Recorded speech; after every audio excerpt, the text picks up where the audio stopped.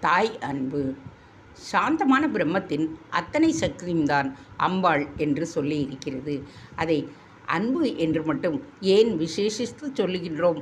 லோகத்தில் கஷ்டம், துவேஷம், பயம் எல்லாமும் இருக்கிறதென்றால் இதெல்லாமும் பரமாத்மா சக்தியிலிருந்து வருவது தானே. அப்புறம் அதனை அன்பாக மட்டும் எப்படி சொல்லுவது? லோகத்தில் தாய் அன்பு, சகோதர பாசம், சிநேகிதர்களின் நட்பு, புருஷன் பெண்ஜாதியின் பிரேமை, அடியார்களின் பக்தி, மகான்களின் கருணை என்று பல ரூபங்களில் அன்பு இருக்கின்றது. இது எல்லாமே பராசக்தியிடமிருந்து வந்தது தானே. அதனால் இப்படி தியானம் என்று எல்லாமாக, கோபமாக, பயமாக கூட அவள் இருந்தாலும் உனக்கு அப்படியெல்லாம் பாவனை பண்ணினால் மனசுக்கு சாந்தி சௌக்கியங்கள் ஏற்படவில்லையே.